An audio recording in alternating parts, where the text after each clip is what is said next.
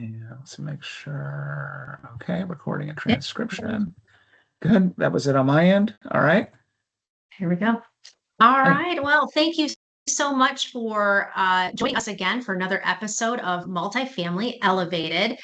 Today, we have my friend, Bob Besse, who is going to tell us a little bit about what it's like in the fractional world of sales. And we're going to deep dive this a little bit. I think he's got some very interesting things to share. And anyone out there listening who is having a sales problem, which quite frankly, we run into all the time, I think we'll find this very informative and also just get to know Bob Besse a bit better. So, Bob, please tell Yes. us a little bit about yourself. All right. Well, I am a fractional vice president of sales, which means that I work with business owners or presidents of companies when they've got some sort of sales issue or sales problem. By the time they come to me, they got to do something or it's going to just keep getting worse and worse and worse. So I'm brought in to work with them. And I mainly work with companies that are small and medium-sized businesses. That way I can really be one-on-one with the owner or with the president of the company. Neat. Well, what's your background like? How did you get to this point? Great question. I had spent decades in corporate as a vice president of sales and marketing and really, really love the discipline, putting together teams, hitting sales budgets, and really watching people grow and succeed. Was just a corporate world. We're dealing with the same problems in the same company and the same customers, on and on and on. And I wanted to be able to expand that and work with different types of folks, different types of companies. And I'm a member of the REF peer group, which is a professional peer group of small and medium-sized businesses. And that's where I got introduced to a lot of small and medium-sized business owners and would sit down and talk to them over lunches and dinners about their sales problems. And I thought, at this point in my career, I can take what I really love doing with people and the size of companies I enjoy hanging out with and put them together. And that's why I made the leap over here to become an outsourced vice president of sales. Love it. And Bob, I know we'll dive into this a little bit further. I think one of the things that I really appreciate about you is you look at sales and marketing as a discipline. Yeah. I think sometimes it can be this scary thing, especially if it's not in your suite of expertise. Yeah. And some business owners, I mean, they're more inclined to have some sort of sales. So that's probably why they're leading their company. But yet there's some disciplines and, really some experience and knowledge that you talk about in our conversations that I think is really enlightening. So let's dive in and just talk a little bit about what happens when you step into a company as a fractional VP of sales. What are the first signs that you look for that a sales team is underperforming? Like not just the numbers, but in structure or strategy. Yeah, that's a great question. When I'm brought in, I'll just kind of start at the beginning. An owner is going to be having some sort of problem, and it could be like you just brought up, hey, sales are stagnant or declining. It may also be on the other end of the spectrum in which a company has grown and scaled so much that their sales processes and infrastructure just haven't caught up, right? They've really gotten over their skis on growth. You may find a situation where you have an owner that is running sales because that's just what he or she has to do, along with the 5 other hats that they're wearing. And they want to get rid of it, or they simply don't have the time to devote to it. Or things may be going well and somebody wants to grow and they simply don't know where to start on a sales strategy or even the first questions to ask. So those tend to be common issues that I run into when I walk in. Many times there will be some sort of number that is there. We will definitely look at that. But beyond that, what I tend to look at is first, do you have a sales process in place, right? If somebody from a lead all the way through the resolution to this, be it a sale or be it that someone tells you to pound sand, do you have a process in place? And that's something that we're going to look at. Are you measuring along with that? Along that whole thing, there are certain KPIs, key performance indicators, that are important. Are you looking at that? For example, are you looking at the number of calls that might lead to a number of conversations that might lead to something else further down your cycle? So we take a look at that. Besides the KPIs and the goals, and by the way, I'll always ask, does your sales team have goals? And you would be surprised how many times the response Well, the response a lot of times can be something along the line of, well, they know what they need to do, or they should know what they need to do. And I'll always ask, do they know what they need to do? So do we have goals in place? So we look at that. Also goes back to the team. Do you have the right players in the right seats doing the right things, the right activities that are going to lead to results that are on there? And then finally, an area that I'll look at beyond the numbers is what is your overall strategy? Do you know who your target market is, and can you describe that to me? What's your ideal customer profile look like? Who are the types of buyers that you're dealing with? Because everybody's got a different agenda when they're going to be purchasing something from you. Are you in a market itself that is growing or stagnant or declining? And you'd be surprised, just with a few questions along that, I can usually figure out where I need to focus and where I need to concentrate. Yeah, that's great. And this really does apply to multifamily. You're talking the same language that we often talk about, which is process and metrics and Right. strategy. And usually one of those things, if there's trouble Yep. on an asset, that's exactly what's occurring. And Yep. so it's great to have that refreshing sort of outside perspective. Sometimes I think we get a little enclosed in our own Right. industry and we don't Right. realize that some of these patterns are really in every industry, right? So Yep. yeah, and you mentioned something about market and you mentioned something about, the metrics. Let's talk about leads because I think, Mhm. oftentimes companies believe that they just need more leads to be successful. From your experience, what is really the largest misconception about that in driving sustainable growth? Yeah, that's a really great point. Yeah, leads are usually something that someone will lock on to, right? That if we could just get more people coming in the door or calling us or hitting the website, whatever it might be, all of our problems would be solved. And hey, there are cases where that is absolutely true. Um, Usually, though, when that's a problem that's presented to me, I'll start to figure out what have you been doing to try to drive the leads. And usually, some really good things that have worked. And I'll say, well, if you're doing all of this, there's something further down. So beyond the leads, what you're really looking at is, so what happens? The lead comes in. Where does it go? Who's handling it? How is it being qualified? Who is having that discussion? Does that person know the questions to ask to really take somebody down through the process to get them to a decision point? Because if it is just leads and you increase that, but you haven't corrected anything in the sales process, which is usually where you can find the problem, you can just flood your funnel or your pipeline with leads, and somewhere it's going to get stuck. And that's what we want to look at. Where is it getting stuck? Where are people coming in and then they're stopping, they're not going any further in terms of a prospect, and how can we work with somebody to work through that, which again may revolve around training, might revolve around the process that's in place, maybe that it's the person itself that he or she just isn't the right individual to do that, which can happen. You can have some really great people that in where they fall in a sales process may not be the best place for them. It's just not in their wheelhouse. They don't have a desire and they don't want to get better at doing that.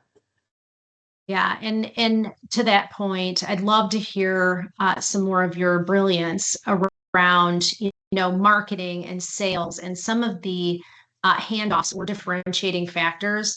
I think sometimes they get a little muddled, and I'm really curious about what your belief is around that. Like, how do the two play together, and how are they really, integrated? Yeah, marketing and sales have got to work together. It is absolutely critical. And as you had mentioned, these are two very strong disciplines, right? There is a science and there is a process that goes into both. And the way that they work together, since I actually started off in marketing in my career, and Mhm. then went into sales, so I've got a very good perspective on how to put them together. What I tend to look at is there's a portion of marketing called performance marketing. In a broad sense, this is how can we get things out there to bring people through the door to make a handoff to somebody that can then take that individual and find out if we can close them or not.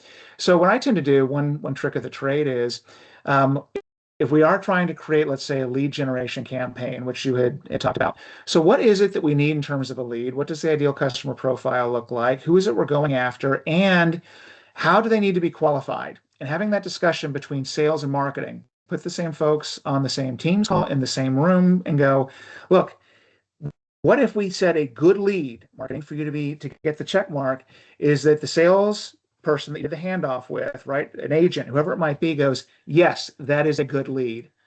Well, then you want to know how do we qualify you? What do I have to look for? Because further up in our messaging and marketing, we are going to make sure that we've got that in there. By the same token, if somebody that is on the sales side goes, all marketing ever does is give us junk leads, and all they're ever doing is this, It happens. awareness stuff. And how is that supposed to sell, right? Have the Mhm. conversation. What do you mean by that? And again, having been firmly planted in both camps, this is where I can go, all right, what do you mean by that? What is it that you need? What makes a good qualified lead for you if you're on the sales side of it? Marketing, how do we go about doing that? Because someone in marketing is going, now, wait a minute. I went right down that checklist that you asked for, and we provided it to you. The response is, you got what you wanted.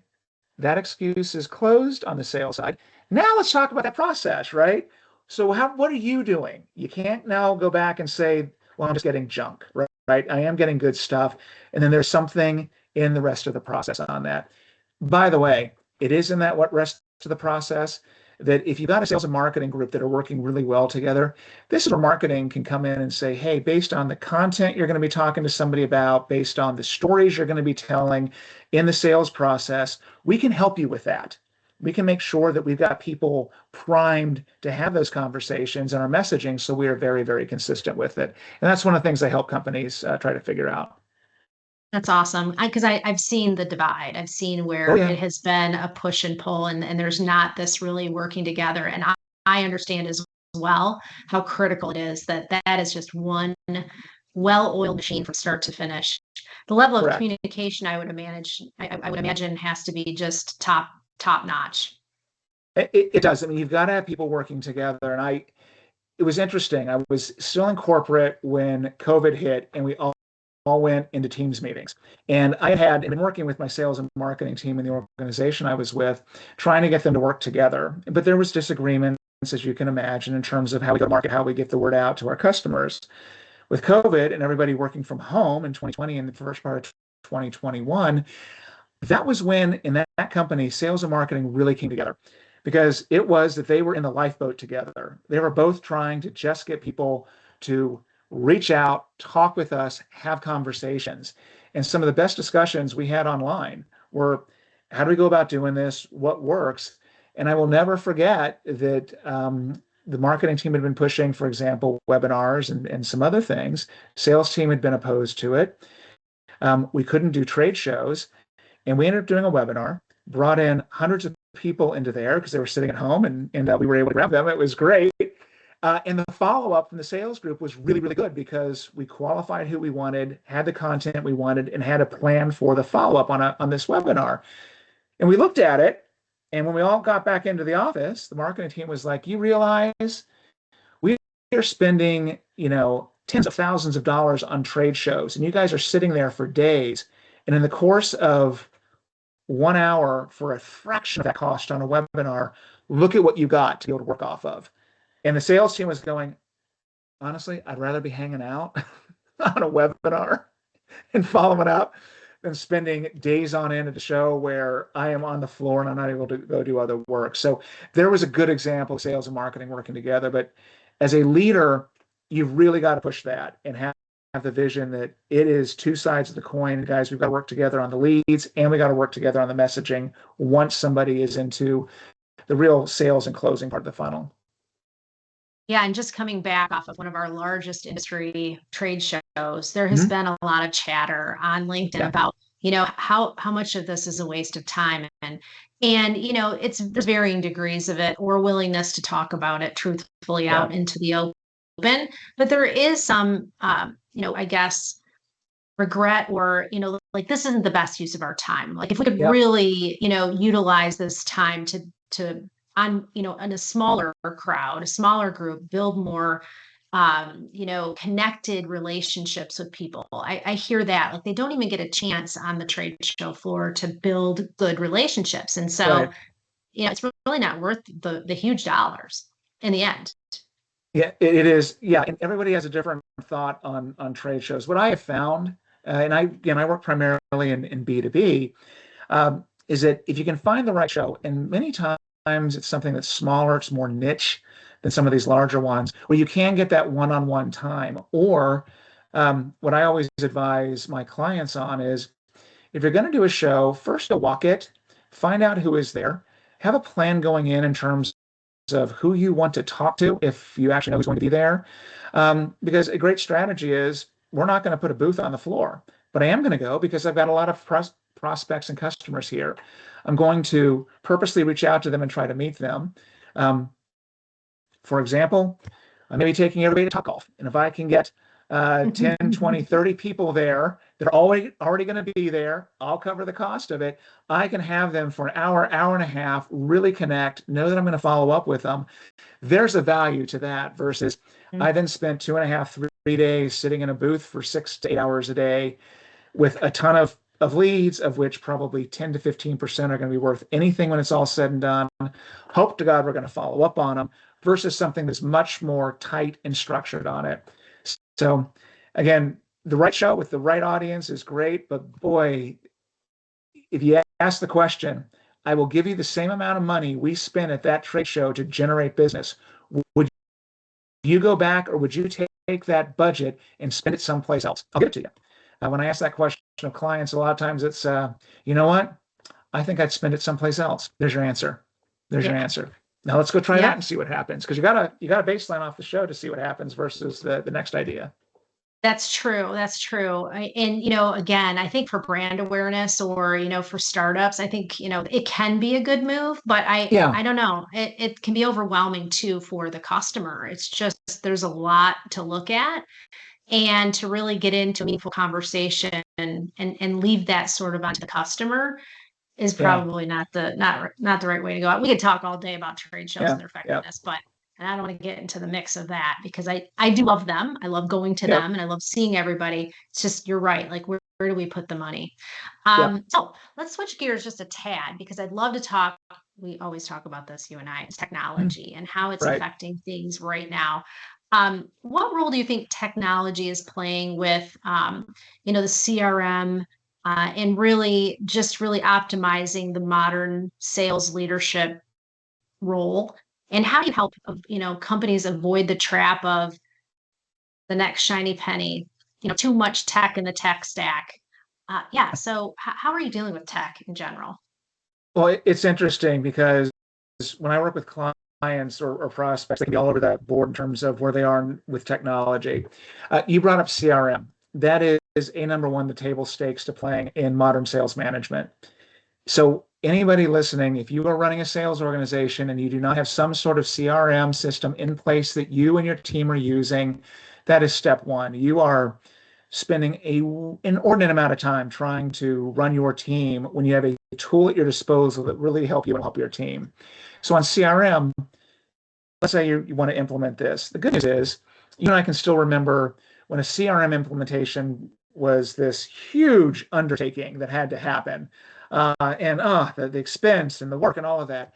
There are so many options that are out there today for small and medium-sized businesses to be able to implement either on your own or with somebody that will help you that are subscription based, right? That you're able to go out there and use this, and it's based on the number of users you have, and they're easy to modify because they're aimed at people that want to be able to grab this and run with it. A CRM does a couple of things for you if you've never had one. One, it gets all your contacts in one place. Why does that matter? One of the most important things you have as an asset in a company are the people that you are talking to, both as prospects, past folks, and potential customers, people at clients. You need to have that information. Years ago, I walked into a company. They did not have a CRM. Their sales team, most of it had left before I walked in and took every customer contact with them.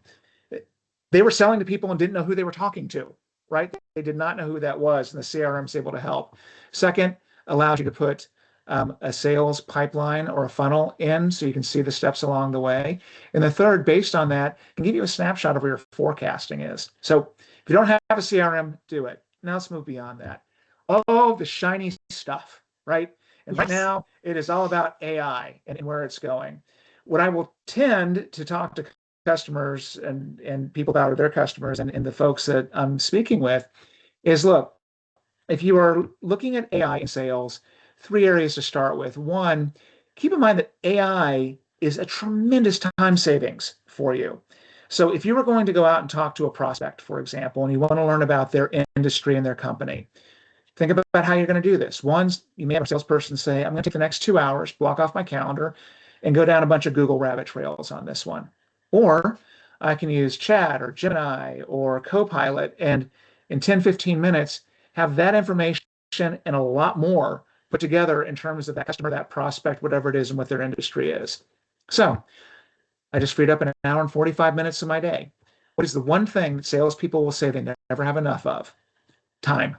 I don't have time. I can't do it. I do it, but I can't do it. AI allows you to get to a point in a process that you would get to on your own eventually, but you can just jumpstart this. Another good example is if you're going to be writing a proposal, if you are trying to write an email, the, the AI that is out there, right? You can use Chat or any of the most common stuff to be able to help you put that together and do it very, very quickly. So you have that. Second thing, if you don't already have one, is get a note taker. The note takers are great, not only on Teams, but if you're having a conversation face to face with somebody, it can help grab what you talked about and be able to summarize it at the end of it. So you can see what the key points are. Could you do this on your own? Can you be writing it down? Absolutely. But here's a way of you staying present in the meeting while somebody else, the AI agent, is taking the notes for you. And there's plenty of them out there, and it's ever evolving. And the third place that I find that AI is really good is if you are working and you are doing prospecting off of LinkedIn. LinkedIn has some good tools, and there are others such as KnowledgeNet or Apollo that you can use to really enhance what you do.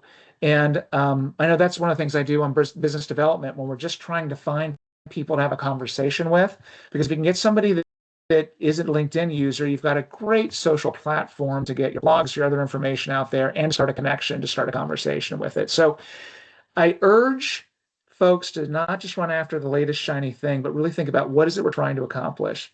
CRM is going to help you run the business. Some of these AI tools can let you do things you're already doing, but do it a heck of a lot faster. If you did nothing else but that, your business is going to jump. I love it. I love it. And yes, you're right. There are a lot of tools, and some of them are very inexpensive Yep. or part of your current, suite. And so, yeah, it's upfront for people because everybody else is doing it too. And so Yeah. your competitors are, they're surging ahead because they are really grasping onto the right technologies to do things Yep. faster. In all of this, the other thing we've talked about before, you and I, is, the ability to really connect. And I think what's really up for people out in the world right now is if you're using AI and you're using it in your messaging, you're using it for business development, how do you really personalize it and make sure that it's sending the right message? Because Yeah. sometimes companies that you might hire to do that for you might not do it correctly, and it could really be a detriment to your business, right? So how do you really vet, how to do that, or the right company to partner with when you're looking at maybe getting some help on the business development side and generating those leads with communication and content? No, that's a really good point. That's an excellent point. So I tend to look at AI that this will get me 80 to 90% of the way there in terms of what we're doing. I still want to review what the messaging looks like.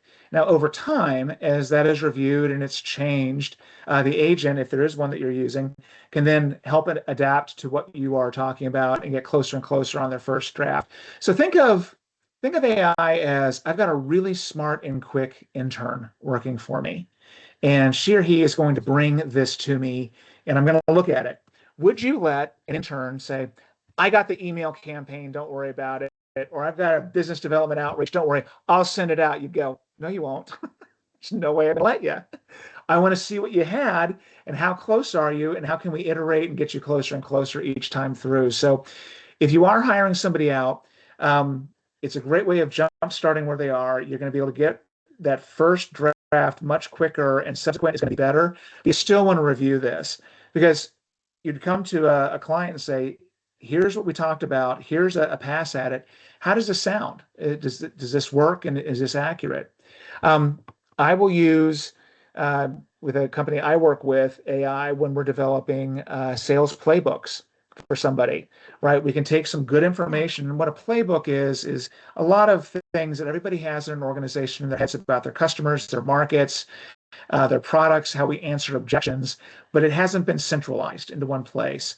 And I will work with organizations, do a download, get the stuff they work with this organization, and we'll get a draft of a playbook. And it's about first time through 80%, 85% of the way there. And that's like, all right, not quite accurate. Let's tweak this. Hey, there's some things we missed. We want to add it to the book. Here's how we'd like to say it. Great. But it's a huge time savings up front in terms of what goes into it. So work with it, but then you've got to be the human that's reviewing it along the way.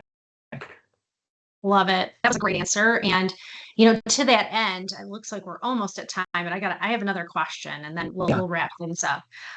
So for founders and CEOs considering fractional leadership, like what we both offer, how can fractional VP of sales bring immediate value? Like what's the quick win and what's the key difference between hiring a fractional leader and then, versus a full-time sales exec? Well, another good question. It is in the name fractional. So this means I would be coming in part-time in terms of this. So a small, medium-sized business is going to be sitting there, and what they are looking for is the expertise, it is the experience, it is the background and depth that somebody is coming in that has got years of experience being a VP of sales and marketing. The problem is you can't afford that, right? So I know what I need, but what I can afford is somebody that's not going to bring all of this to the table. How do I resolve that? Particularly if you've got issues you're trying to solve on sales, on growth, or on strategy. So that is where I will come in to play on it. And you're right, you walk in and you're looking for a quick win. What is the problem that you're trying to solve? I will typically, when I'm meeting with an owner or a founder over coffee, want to find out what their end game is. Is there end game that you're trying to grow the company? Is the end game that I want to stabilize what I've got and just do that? Is the end game, look, we're trying to prep for an exit in 2 to 3 years, and I got to get this thing in the right place to be able to do that down the road. And that's different than just, keep on keeping on type of thing. Once I start with the end in mind, then you are looking for the really quick hits up front. Some of the places that we'll look at, I've touched on. Do you have the metrics in place to measure what you need? Do you have a sales process? Do you have goals? And does your sales team know what it takes to succeed?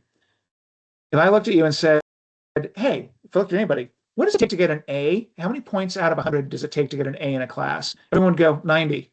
We all know what 90 puts an A on the report card, right? What does it take for your sales team to get an A? I've never looked at it that way. I don't know. So it's that type of question that I have. I said, if you don't know, if they don't know, how can you be frustrated? You can be frustrated, but you understand you've got to make sure you're clear with it. So make sure the goals are clear. I will then look at the team itself. Sometimes the team that got you to where you are with training, with coaching, can be the team to keep you going. Or it may not be, that it's simply you've reached a point in your organization that you've got to really rethink how you're going forward with it. And if all of that is clicking for them, I'll get into the strategy. Are you in the right place? Are you growing in the right spot with the products you have? Are there other markets that are similar you can go into, or with the current customer base you have, do you have products that you could drive down into them? What does that mean for your sales team? Do you have hunters? Do you have farmers? All those types of questions. So that'll tend to be where I look at it. All of those can lead to some very quick results, right? We can hit some of those things, get the pieces in place. And then long term is where the strategy does come in. Let's take a look at the big picture of where you want to go and how do we do that. Identify your ideal customer profile, your buyer persona, how you stack up versus the competitors. What's your value statement? And what is your plan this quarter and this year going into next year to grow the company? Love it. Well, I know you're really familiar with business operating systems, and at Here to Elevate, Yeah. we talk about them all the time and the importance of them. And this is a huge part of what we Yeah. look at. And you really hit on some excellent points and gave a lot Yeah. of great nuggets here, Bob, in just a very short amount of time, which I want to thank you for, because there You're are some welcome. people that think they're on the right track, and maybe they are, but these are really good reminders for even, Yeah. the person that thinks they've got their sales team together in the right way. There's just some things that you hit that I think will really resonate with our listeners. So on that Great. note, if people want to get a hold of you, Bob, and talk more about this, or engage, in services, how do they find you? All right, two things. One is go to LinkedIn, find my profile there, and just let's do it that way. We can connect on LinkedIn and keep that. Or you can just email me directly. If you got a question, it's like, well, this was great. Let me do it. It's BBESSE at salesacceleration.com. Besse at salesacceleration.com. Or find me on LinkedIn. Yeah, I know we can find you there. Yep. Yeah, definitely. Thanks again, Bob, for joining us today. Really appreciate just spending time with you. It's always Yep. fun. And really, thank you so much for sharing all of your knowledge with us. Appreciate You're it. welcome. Thank you. Mhm.